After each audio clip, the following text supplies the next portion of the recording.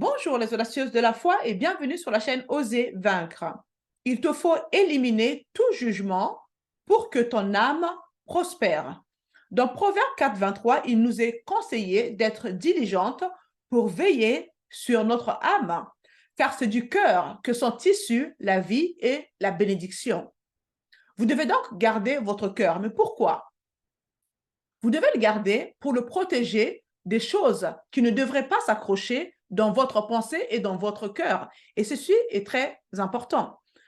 Une âme encombrée, chargée de colère, de peur, d'anxiété, de manque de pardon, d'avidité, d'orgueil, d'idolâtrie, évince Jésus, sa vie, sa nature, sa provision et sa santé de votre vie.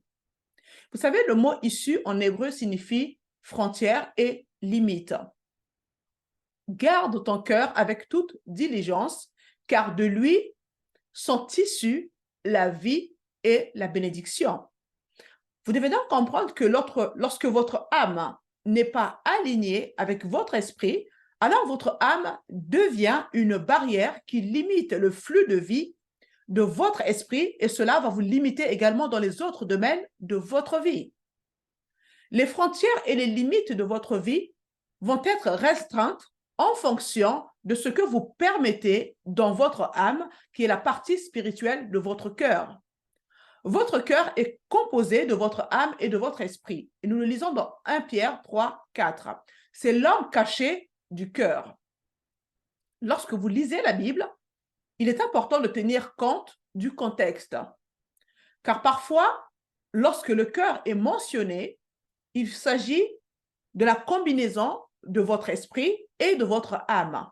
Mais d'autres fois, il parle de votre esprit uniquement ou d'autres fois encore, il parle uniquement de votre âme. Par exemple, dans Marc chapitre 4, lorsqu'on parle des 4 différents types de sol, il parle des 4 différents types de cœur. Le cœur situé le bord du chemin, le cœur de pierre, le cœur d'épine, le bon cœur, etc. Il s'agit, au fait, de votre âme, pas de votre esprit. Ces 4 conditions de cœur concernent uniquement votre âme. Vous devez lire les Écritures dans leur contexte. Alors, je vais faire un petit résumé de ce que j'ai partagé la semaine dernière. Lorsque je suis dans la présence de Dieu, il me faut fermer la porte.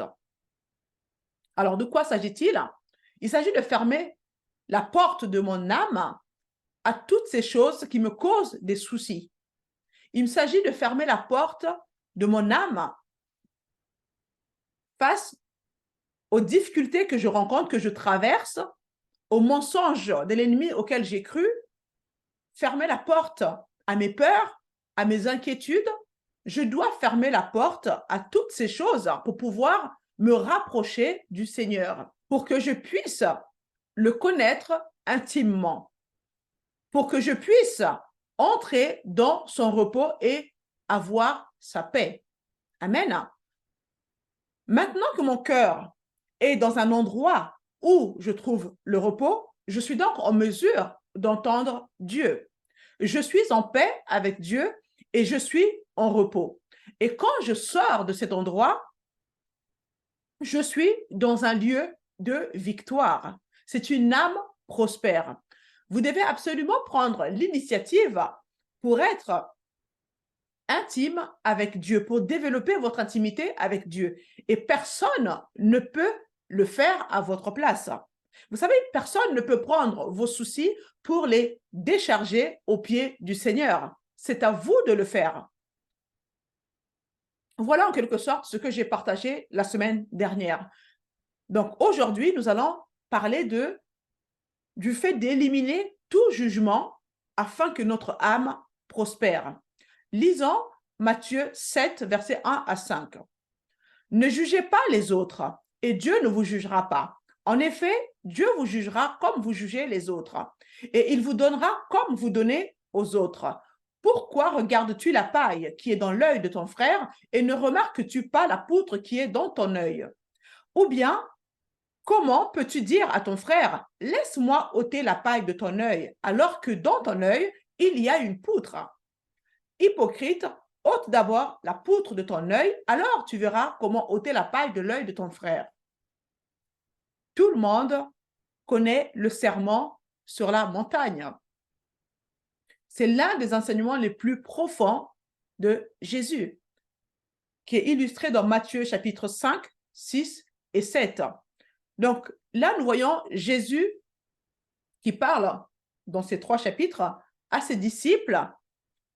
Il leur enseigne comment faire des disciples et développer le caractère. Donc dans Matthieu chapitre 5, il traite des péchés et des tentations des jeunes chrétiens. Par exemple, la convoitise, le divorce, la colère et toutes ces choses que font les jeunes chrétiens. Puis dans Matthieu chapitre 6, il traite les péchés et les tentations des adolescents chrétiens qui font des bonnes choses, bien évidemment, telles que prier, jeûner, donner, mais pour de mauvaises raisons, pour être vus des hommes.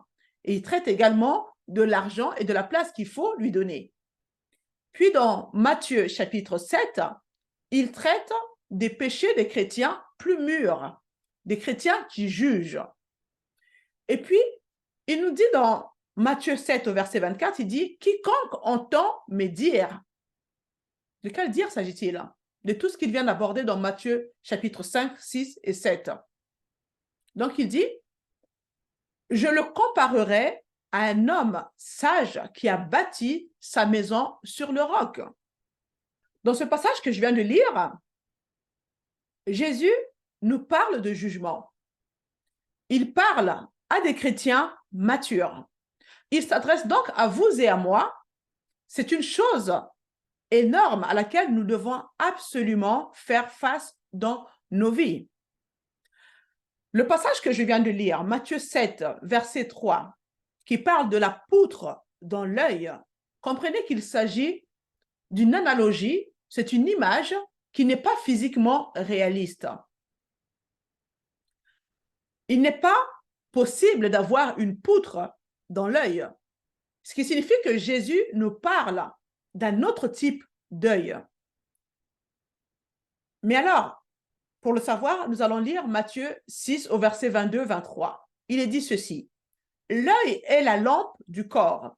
Si ton œil est en bon état, tout ton corps sera éclairé. Mais si ton œil est en mauvais état, tout ton corps sera dans les ténèbres. » Donc Jésus ne parle pas de quelqu'un dont l'œil physique naturel serait en mauvais état. Il parle de votre cœur et spécifiquement de votre âme, car votre esprit, si vous êtes né de nouveau, ne peut pas avoir un mauvais œil. Il dit clairement au verset 23, « Si ton œil est en mauvais état, tout ton corps sera dans les ténèbres. Si donc la lumière qui est en toi est ténèbres, combien seront grandes les ténèbres? » Alors, que dit-il ici?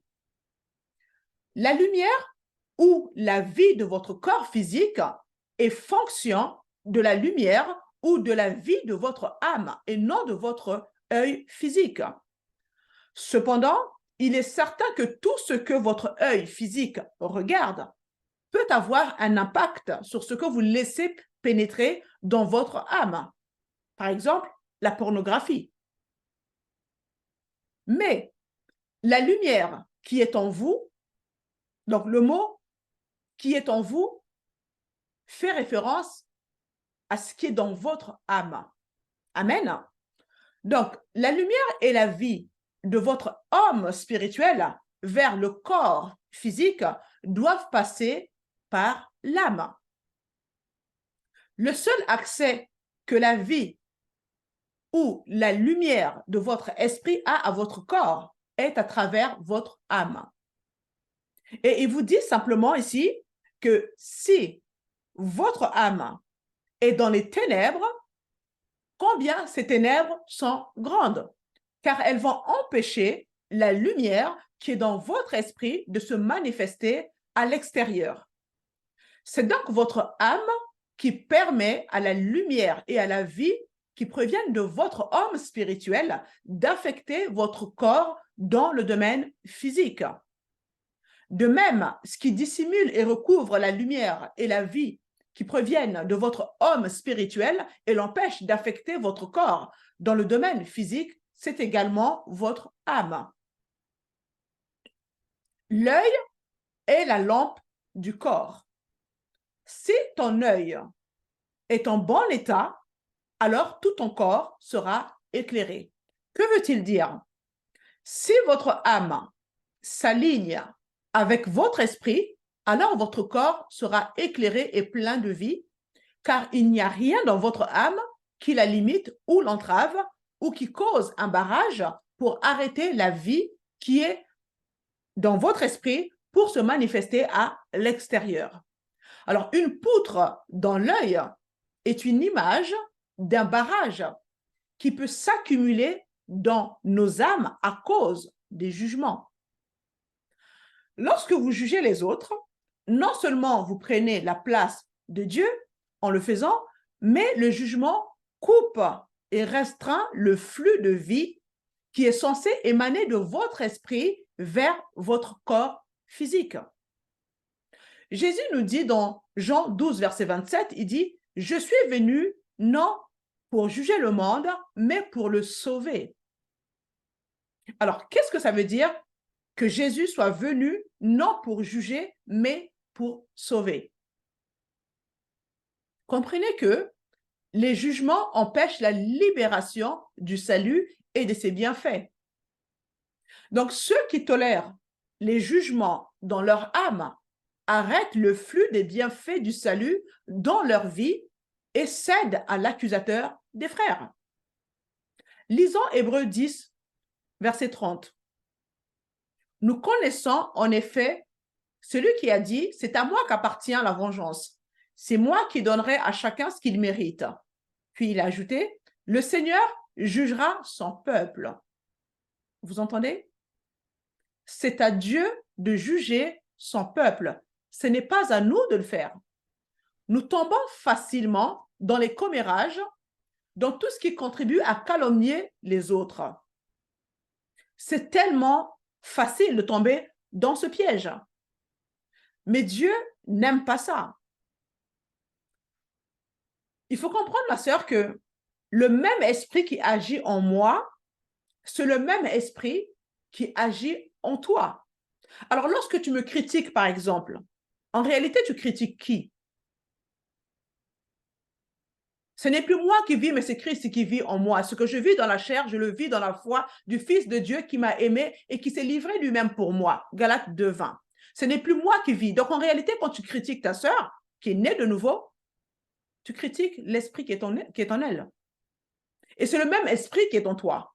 Alors, après avoir critiqué ta sœur, ensuite, tu vas chez toi, tu vas te mettre à genoux, tu vas solliciter ce même esprit qui est en toi et formuler tes requêtes de prière.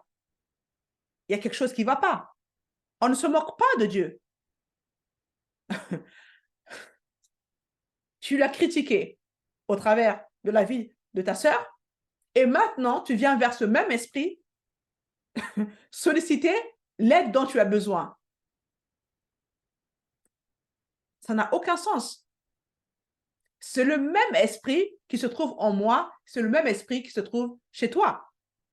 C'est pourquoi même quand une sœur t'agace, va te plaindre devant le Seigneur.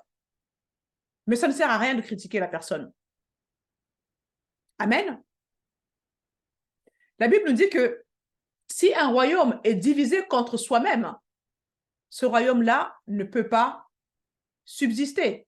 Il y a beaucoup de divisions au sein des églises. Le Seigneur est le juge fidèle. Chaque fois que nous tolérons les jugements vis-à-vis des autres, nous prenons la place de Dieu. Et la raison pour laquelle nous ne sommes pas appelés à juger est qu'aucune d'entre nous n'est suffisamment objective pour juger de manière juste et équitable. On ne connaît pas les cœurs des gens comme Dieu peut les connaître. Dans 1 Corinthiens 2, verset 15, il nous est dit que, et je paraphrase, que nous pouvons juger toutes choses. Nous pouvons juger les actions et les déclarations que les gens font à la lumière de la parole de Dieu. Vous pouvez juger cela à la lumière de la parole, mais ce n'est pas à nous de juger pourquoi ils ont fait cela et de leur infliger une sentence, de leur infliger ce qu'ils méritent à cause de ce qu'ils ont dit ou à cause de ce qu'ils ont fait. Vous me suivez? Si vous connaissez la parole de Dieu, vous pouvez alors vous appuyer sur celle-ci pour analyser les motivations de la personne qui vous a offensé. Vous pouvez la confronter à l'aide de ce que dit la parole de Dieu par rapport à son attitude. Mais vous ne pouvez pas juger son cœur ni lui infliger une sanction que vous pensez qu'elle mérite. Seul Dieu connaît son cœur. Vous savez que nous méritions tous d'aller en enfer? Mais merci Seigneur de ce que Jésus a pris notre place. Si vous estimez que cette relation est toxique pour vous, alors prenez vos distances. Car en effet, il y a des personnes qui aiment toujours avoir le dernier mot. Des personnes qui refusent de se remettre en question. Vous voyez, c'est toujours de la faute des autres. Mais jamais la personne ne s'assoit et se remet en question. Alors, avec ce genre de personnes, très franchement, personnellement, je prends mes distances. Sans rancune, mais je m'éloigne. Vous voyez, parce que ce genre de personnes, pour moi, elles me polluent. Elles m'empêchent d'avancer spirituellement. Alors, je prends mes distances, mais je ne garde pas de rancune dans mon cœur, afin que mon âme reste en paix. Vous voyez?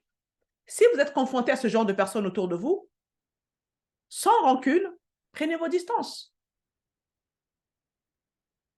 Les gens qui tolèrent les jugements dans leur âme arrêtent le flux de la vie. À chaque fois que nous tolérons le jugement des autres sur ces deux façons, à savoir en jugeant le pourquoi ils ont agi ainsi et en leur infligeant une sentence, c'est-à-dire ce qu'ils méritent, nous prenons la place de Dieu. Et Jésus a dit qu'il ne savait pas ce qu'il lui faisait. Père, pardonne-leur car ils ne savent pas ce qu'ils font. N'est-ce pas?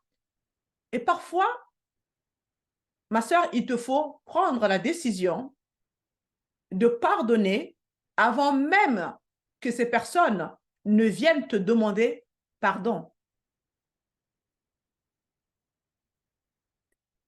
Le pardon est une décision. Amen. Et prendre cette décision de pardonner la personne avant même qu'elle vienne te demander pardon, cela te permettra de garder ton âme en paix.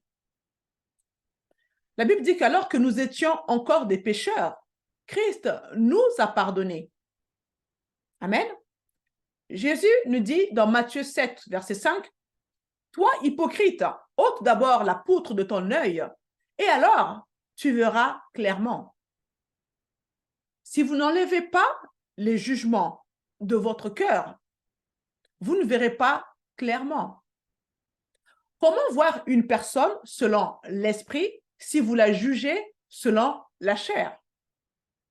Vous ne serez pas en mesure de l'aider à atteindre le potentiel qu'elle est en tant que nouvelle création en Jésus-Christ. Vous savez, il y a des messages que notre chair n'aime pas entendre. Et celui-ci en fait partie. Mais comprenez que c'est dans le but de vous aider, et je me prêche à moi-même, à prospérer dans notre âme. Nous sommes les gens de la grâce, mais nous ne savons pas comment corriger les gens sans les juger. Des fois, je trouve qu'il y a plus de commérage dans l'église qu'à l'extérieur. Je vois des clans dans les églises et ça me choque. Parce qu'il y a un malentendu entre deux sœurs ou deux frères. Vous allez voir des clans qui vont se former au sein de l'église. Mais c'est pire que dans le monde. Vous voyez? Je suis passée dans des églises où j'ai vécu ça. Ça parle entre eux. Il y a des petits groupes qui se forment au sein de l'église alors que nous sommes un corps. C'est choquant. Et j'ai rencontré beaucoup plus de personnes qui sont des blessés des églises et qui sont repartis dans le monde. C'est triste. Là où on est censé se sentir en sécurité, c'est là où on est le plus calomnié. Vous voyez? Quand vous avez des personnes qui vous blessent, dites-leur que ce qu'ils ont fait était mal, mais en vous appuyant sur la parole de Dieu. Dites-leur les conséquences de cela. Pourquoi c'était mal? Et terminez en leur disant, tu vaux mieux que ça. Tu peux mieux faire parce que tu es né de nouveau et que tu as l'Esprit de Christ qui habite en toi. Amen. Et puis, vous les laissez avec l'espoir. Votre efficacité dans le ministère devient sévèrement limitée par tous vos jugements. Parce que les jugements vont causer un barrage qui va empêcher la lumière, la vie et la révélation de Dieu de circuler librement en vous. Élimine tout jugement de ton cœur. Ces personnes qui t'ont blessé, confie-les au Seigneur. Prie pour elles, mais ne les enferme pas dans ton cœur. Ça ne vaut pas la peine pour la prospérité de ton âme. Prie pour ces personnes, confesse la parole de Dieu sur ces personnes et leur avenir pourra ainsi se manifester selon la volonté parfaite de Dieu. En agissant ainsi, vous sortez de cette place de pharisien de la grâce et vous entrez dans la place de prophétesse profitable et vous pouvez ainsi voir et prophétiser le potentiel des gens. Vous pouvez aussi prophétiser sur ce que Dieu veut faire dans leur vie et vous pouvez bien évidemment les encourager au lieu de les voir dans la chair, essayez de les voir selon l'esprit. Amen, car c'est ainsi que Dieu les voit. N'oubliez pas que notre esprit a été scellé du Saint-Esprit et notre esprit ne participe pas au péché. Tous les jugements que nous pouvons avoir envers les autres, notre esprit n'y participe pas, c'est la chair. Amen. Et Dieu ne nous voit pas selon la chair, il nous voit selon l'esprit. Amen. Donc, nous devons nous efforcer de voir les gens selon l'esprit. Quand la personne te blesse, corrige la personne en t'appuyant sur la parole de Dieu et n'hésite pas à lui dire que cette personne vaut mieux que l'attitude qu'elle a manifestée pour le simple fait que l'Esprit de Christ habite en elle. Amen. Je vous dis à la semaine prochaine pour la suite.